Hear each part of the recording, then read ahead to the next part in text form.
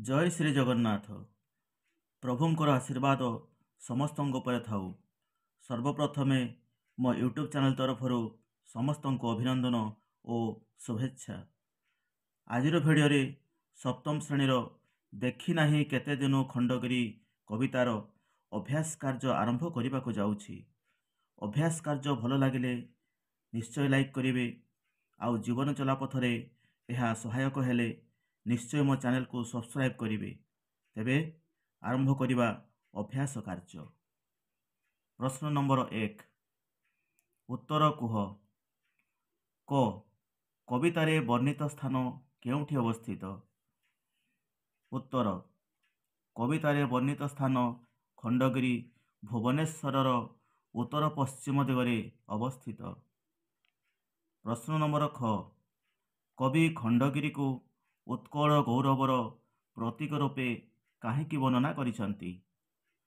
तार उत्तर रे आसीबो खंडगिरी रे उत्कलर इतिहास सबु अमर अक्षर रे अंकित होई रहिथिबारु कवि एहाकू उत्कल गौरवर प्रतीक रूपे वर्णना करिसंती। प्रश्न नंबर ग, खंडगिरी जनस्मृति काहींकी लिभि जाउछि? उत्तर, काल बा समयर प्रभाव रे खंडगिरी जनस्मृति लिभि जाउछि।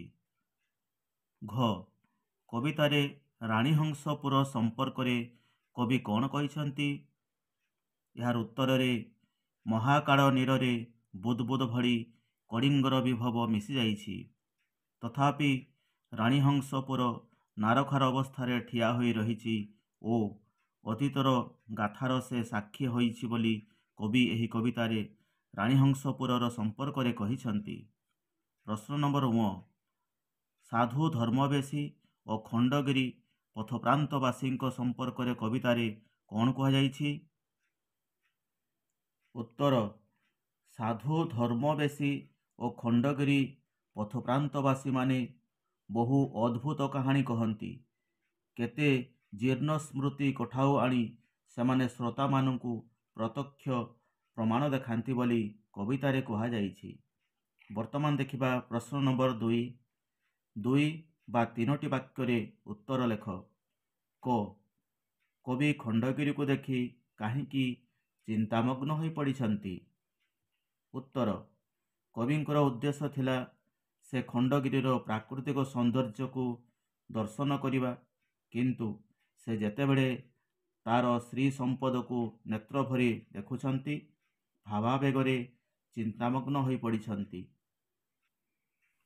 प्रश्न नंबर ख, कवितारे खंडगिरी राजदरबारर दृश्य किपरि चित्रित होइछि?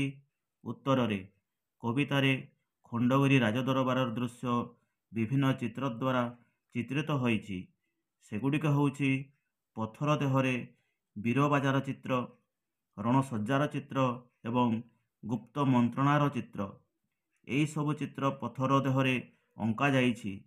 ता छड़ा राजांकर दूतर चित्र जे कि विजयर वार्ता घेनी आसुथिला ताहा मध्य चित्रित होइछि। वर्तमान देखिबा प्रश्न नंबर ग, श्रमण सन्यासी माने खंडगिरी रे कौन करुछंती बोली कवि वर्णना करिछंती? उत्तर रे श्रमण सन्यासी माने खंडगिरी रे बसी तत्व विचार करिबा काम करुछंती, लोकमानंकु हित उपदेश दउछंती। ता छड़ा सेमाने अहिंसा नीतिर प्रचार मध्य करुछंती बोली कवि वर्णना करिछंती। प्रश्न नंबर घ, खंडगिरी गुंफारे शिल्पी माने केउ कार्य करुछंती? उत्तर, उत्कलर शिल्पी माने महान थिले। शिल्पकलारे सेमानंकर अनेक दक्षता थिला, तेणु खंडगिरी गुंफारे निवृत्तरे गुंफा खड़ा कार्य करुथले बोली कवि कहिछंती। प्रश्न नंबर 1, साधक माने खंडगिरी रे एबे मध्य अछंती बोली कहिबार कारण कौन? उत्तर, गभीर रात्र मध्यरे साधक मानकर संगीतर ध्वनि शुणा जाए, तेणु एही कारणरू साधक माने खंडगिरी रे एबे मध्य अछंती बोली कहा जाए। प्रश्न नंबर 4, वृद्ध खंडगिरी विरक्त पराये उभा गंभीरे, यह काहींकी कहा जाइछि? ଉତ୍ତର ବୃଦ୍ଧ ସମୟ ଆସିଲେ ମଣିଷର ସମସ୍ତ ଶ୍ରୀ ସମ୍ପଦ ନଷ୍ଟ ହୋଇଯାଇଥାଏ। ଠିକ୍ ସେହିପରି ଖଣ୍ଡଗିରି ବିନିଷ୍ଟ ସର୍ବସ୍ୱ ହୋଇଯାଇଥିବାରୁ ବୃଦ୍ଧ ଖଣ୍ଡଗିରି ବିରକ୍ତ ପରାଏ ଉଭା ଗମ୍ଭୀର ବୋଲି କୁହାଯାଇଛି। ବର୍ତ୍ତମାନ ଦେଖିବା ପ୍ରଶ୍ନ ନମ୍ବର 3। ସରଳ ଭାଷାରେ ବୁଝାଇ ଲେଖ। କ ତଥାପି ସେ ଗାଥା ରଖିଅଛି ଗିରି କାଳ ପରାଭବେ ଦେଖାଇ ହିଆ। ଉତ୍ତର ତଥାପି ସେ ଦେଖାଇ ହିଆ। ଉକ୍ତ ପଦ୍ୟାଂଶଟି ପଠିତ ସାହିତ୍ୟ ବହିର ଦେଖି ନାହିଁ କେତେ ଦିନୁ ଖଣ୍ଡଗିରି କବିତାରୁ ଆନୀତ ହୋଇଛି। ଏଠାରେ କବି ଗୋପବନ୍ଧୁ ଦାସ ଖଣ୍ଡଗିରି କାଳର କରାଳ ଗର୍ଭରେ ଲୀନ ନ ହୋଇ କିପରି ଅଦ୍ୟାବଧି ବିରାଜମାନ ଅଛନ୍ତି ସେ ବିଷୟରେ ବର୍ଣ୍ଣନା କରିଛନ୍ତି। ସମୟ ଥିଲା ଉତ୍କଳ ସମଗ୍ର ଦେଶରେ ଗୌରବର ଅଧିକାରୀ ଥିଲା। କଳା, ସାହିତ୍ୟ, ରାଜନୀତି, ସ୍ଥାପତ୍ୟ, ବାଣିଜ୍ୟ, ବ୍ୟବସାୟ ଏ ସମସ୍ତ କ୍ଷେତ୍ରରେ ଅଜସ୍ର ଖ୍ୟାତି ଅର୍ଜନ କରିଥିଲା। ସେ ସମସ୍ତ ଗୌରବ ଓ ବିଭବ ଅଧିକାରୀ ଥିଲା। କିନ୍ତୁ କାଳର ଧ୍ୱଂସକାରୀ ପ୍ରଭାବରେ ସେ ଏବେ ଲୀନ ହୋଇଯାଇଛି। ହେଲେ ଖଣ୍ଡଗିରିକୁ ଧ୍ୱଂସ କରିପାରି ନାହିଁ। ସେ ସମସ୍ତ ପ୍ରତିବନ୍ଧକକୁ ଅତିକ୍ରମ କରି ବୀରଦର୍ପରେ ଅତୀତର ମୂକସାକ୍ଷୀ ଭାବରେ ଠିଆ ହୋଇଛି ଏବଂ କଳିଙ୍ଗ ବୀରମାନଙ୍କର ଗୌରବ ଗାରିମା ଏବେ ମଧ୍ୟ ଖଣ୍ଡଗିରି ଗୁମ୍ଫାରେ ଖୋଦିତ ହୋଇଛି। ବାସ୍ତବରେ କବିଙ୍କର ବର୍ଣ୍ଣନା ମାଧୁର୍ଯ୍ୟପୂର୍ଣ୍ଣ ଅଟେ। ପ୍ରଶ୍ନ ନମ୍ବର ଖ ନୁହେଁ ତା ବିଚିତ୍ର ବାହ୍ୟ ବିଶ୍ୱେ ମାତ୍ର ପ୍ରତିଫଳେ ନର ନିଜ ହୃଦୟ।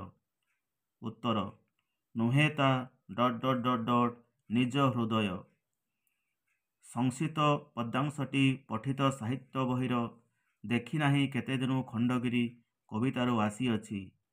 ଏଠାରେ କବି ଗୋପବନ୍ଧୁ ଦାସ ମନୁଷ୍ୟର ଭାବନା କିପରି ବାହ୍ୟ ଜଗତରେ ପ୍ରତିଫଳିତ ହୋଇଥାଏ ତାହା ବର୍ଣ୍ଣନା କରାଯାଇଛି।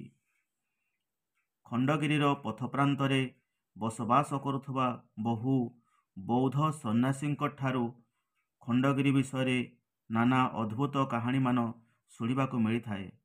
ବିଳମ୍ବିତ ରାତ୍ରିର ନିସ୍ତବ୍ଧ ପ୍ରହରରେ ଅନ୍ଧକାର ଗୁମ୍ଫା ମଧ୍ୟରୁ ସଙ୍ଗୀତ ଶୁଣାଯାଏ ବୋଲି ସାଧୁମାନେ କହିଥାନ୍ତି। ତେଣୁ ସେମାନେ କହନ୍ତି ସେହି ଗୁମ୍ଫା ମଧ୍ୟରେ ଏବେ ମଧ୍ୟ ବହୁ ସାଧୁ ତପସ୍ୟା କରୁଛନ୍ତି ଏବଂ ସେମାନଙ୍କର ମୁଖ ନିଃସୃତ ମନ୍ତ୍ର ଉଚ୍ଚାରଣ ନିଶାର୍ଦ୍ଧରେ ଶୁଣାଯାଏ। ମାତ୍ର ଏହାକୁ ଅନେକ ପଥିକ ଅବିଶ୍ୱାସ କରିଥାନ୍ତି।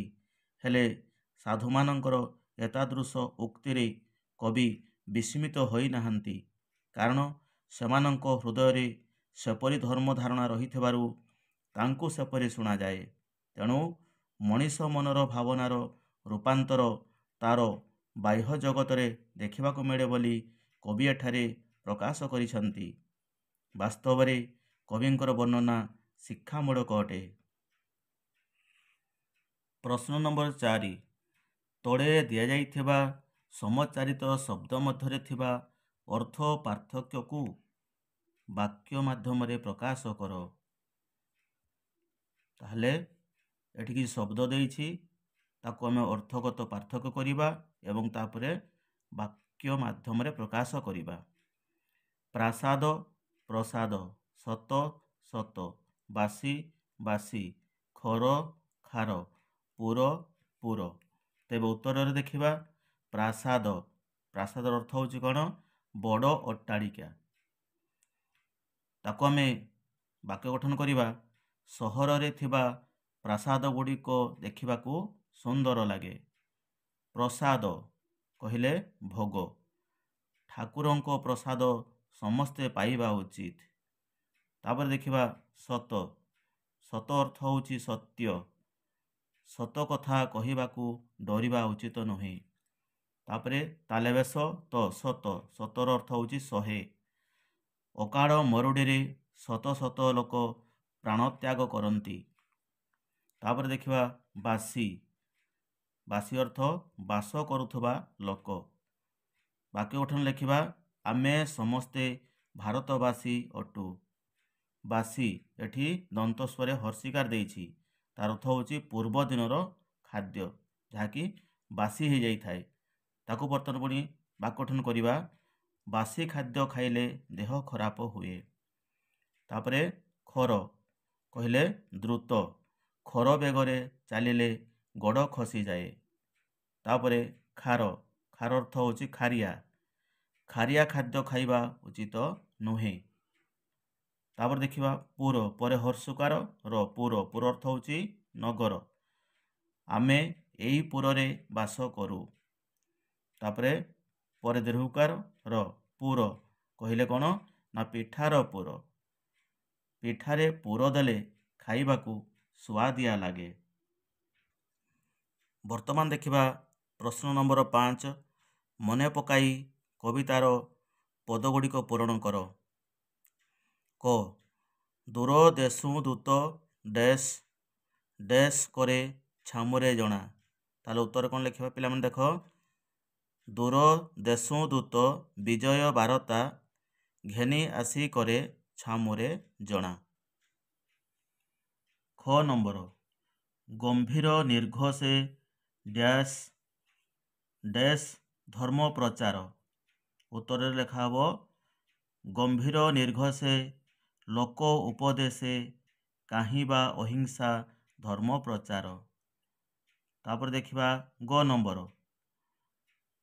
ଚୁଡ଼ୁ ମୋଡ଼ ଯାଏ ଡ୍ୟାସ୍ ଡ୍ୟାସ୍ ଗୁମ୍ଫା ଦେଉଳ। ଉତ୍ତର ଲେଖିବା ଚୁଡ଼ୁ ମୋଡ଼ ଯାଏ ସଭେ ଶିଳାକାଏ ପ୍ରାସାଦ ପ୍ରାଙ୍ଗଣ ଗୁମ୍ଫା ଦେଉଳ। ପ୍ରଶ୍ନ ନମ୍ବର 6, କବିତାର କେଉଁ ପ୍ରସଙ୍ଗରେ କୁହାଯାଇଛି ଲେଖ। କ, ଉଜ୍ଜଳ ଛବି, ଏହି ଉଜ୍ଜଳ ଛବି ଶବ୍ଦଟି କବିତାର କେଉଁ ପ୍ରସଙ୍ଗରେ କୁହାଯାଇଛି ତାକୁ ଦେଖିବା ଉତ୍ତରରେ। ଏଠାରେ କବି ଉତ୍କଳର ଏକ ବିଭବଶାଳୀ ରୂପକୁ କଳ୍ପନାର ଦୃଷ୍ଟିରେ ଦେଖିବା ପ୍ରସଙ୍ଗରେ ଉଜ୍ଜଳ ଛବି ବୋଲି କୁହାଯାଇଛି। ଖ, କଳିଙ୍ଗର ଭୂତି। ଉତ୍ତର ଦେଖିବା ଜଳରେ ବୁଦ୍ବୁଦ୍ ପରି ସମୟ ସାଗରରେ କଳିଙ୍ଗର ଐଶ୍ୱର୍ଯ୍ୟ ମିଶାଇଯିବା ପ୍ରସଙ୍ଗରେ କଳିଙ୍ଗର ଭୂତି ବୋଲି କୁହାଯାଇଛି। ଗ, ପ୍ରତ୍ୟକ୍ଷ ପ୍ରମାଣ। ପ୍ରତ୍ୟକ୍ଷ ପ୍ରମାଣର ଏହା କେଉଁ ପ୍ରସଙ୍ଗରେ କୁହାଯାଇଛି ଦେଖିବା ଉତ୍ତରରେ, ଖଣ୍ଡଗିରିର ପଥପ୍ରାନ୍ତବାସୀ ଏବଂ ସାଧୁ ଧର୍ମବେଶୀମାନେ ବହୁ ଅଦ୍ଭୁତ କାହାଣୀ କହିବା ସହିତ ଜୀର୍ଣ୍ଣ ସ୍ମୃତି କଠାଉମାନ ଆଣି ଶ୍ରୋତାଙ୍କୁ ତାଙ୍କର ପ୍ରତ୍ୟକ୍ଷ ପ୍ରମାଣ ଦିଅନ୍ତି ବୋଲି କୁହାଯାଇଛି। ପ୍ରଶ୍ନ ନମ୍ବର ଘ, ସଙ୍ଗୀତ ନଭେ। ଏହାର ଉତ୍ତରରେ ହେବ ଖଣ୍ଡଗିରିର ନିବିଡ଼ ଅନ୍ଧାର ଗୁହାରେ ଥିବା ତପସ୍ୱୀ ସାଧୁମାନଙ୍କର ସଙ୍ଗୀତ ଗଭୀର ନିଶୀଥରେ ଶୁଣାଯାଉଥିବା କଥା ସଙ୍ଗୀତ ନଭେ ପ୍ରସଙ୍ଗରେ କୁହାଯାଇଛି। ବର୍ତ୍ତମାନ ଦେଖିବା ପ୍ରଶ୍ନ ନମ୍ବର 7, ତଳେ ଦିଆଯାଇଥିବା ଶବ୍ଦଗୁଡ଼ିକର ଗୋଟିଏ ଲେଖାଏଁ ପ୍ରତିଶବ୍ଦ ଲେଖ। କାୟା, ହିଆ, ନିଶୀଥ, ନଭ, କଠାଉ। ତେବେ ତାର ଉତ୍ତର ଦେଖିବା କାୟା, କାୟାର ପ୍ରତିଶବ୍ଦ ହେବ ଶରୀର। ହିଆ, ହିଆର ପ୍ରତିଶବ୍ଦ ହେବ ହୃଦୟ। ନିଶୀଥ, ତାର ପ୍ରତିଶବ୍ଦ ହେବ ରଜନୀ। ନଭ, ତାର ପ୍ରତିଶବ୍ଦ ହେବ ଗଗନ। କଠାଉ, କଠାଉର ପ୍ରତିଶବ୍ଦ ହେବ ପାଦୁକା। ବର୍ତ୍ତମାନ ଦେଖିବା ଏହି କବିତାର ଶେଷ ପ୍ରଶ୍ନ 8 ନମ୍ବର, ତଳେ ଦିଆଯାଇଥିବା ଶବ୍ଦଗୁଡ଼ିକର ଅର୍ଥ ଲେଖ। ରଧିଛନ୍ତି, ନିବସନ୍ତି, ପ୍ରତିଫଳେ, ଏକାନ୍ତେ, ନିରତେ। ତେବେ এই ଯେଉଁ ଶବ୍ଦ ଗୁଡ଼ିକ ଦିଆଯାଇଛି ଏହି ଶବ୍ଦ ଗୁଡ଼ିକର ଆମେ ଅର୍ଥ ଲେଖିବା। ତେବେ ମୁଁ ପିଲାମାନେ ଲେଖିଦେଇଛି, ଉତ୍ତର ଦେଖିବା। ଶବ୍ଦ ଗୁଡ଼ିକ ହେଉଛି କ'ଣ, ରଧିଛନ୍ତି, ତାର ଅର୍ଥ ହେବ କ'ଣ, ପ୍ରତିବନ୍ଧକ ସୃଷ୍ଟି କରିଛନ୍ତି। ସେହିପରି ନିବସନ୍ତି, ତାର ଅର୍ଥ ହେବ କ'ଣ, ବାସ କରନ୍ତି। ପ୍ରତିଫଳେ, ଏହି ପ୍ରତିଫଳେ ଶବ୍ଦର ଅର୍ଥ ହେଉଛି ପ୍ରତିଫଳିତ ହୁଏ। ଏକାନ୍ତେ, ଏହି ଶବ୍ଦର ଅର୍ଥ ହେବ କ'ଣ ନା ନିର୍ଜନରେ। ନିରତେ, ଏହି ନିରତେ ଶବ୍ଦର ଅର୍ଥ ହେବ ସବୁବେଳେ।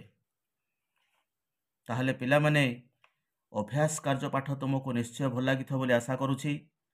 ତେବେ ଆଜି ତ ସମୟ ହେଇଯାଇଛି। ଭିଡ଼ିଓଟି ଶେଷ ପର୍ଯ୍ୟନ୍ତ ଦେଖିଥିବାରୁ ବହୁତ ବହୁତ ଧନ୍ୟବାଦ। ଆଜି ପାଇଁ ରହୁଛି। ନମସ୍କାର। ଜୟ ହିନ୍ଦ, ଜୟ ଭାରତ, ଜୟ ଶିକ୍ଷା।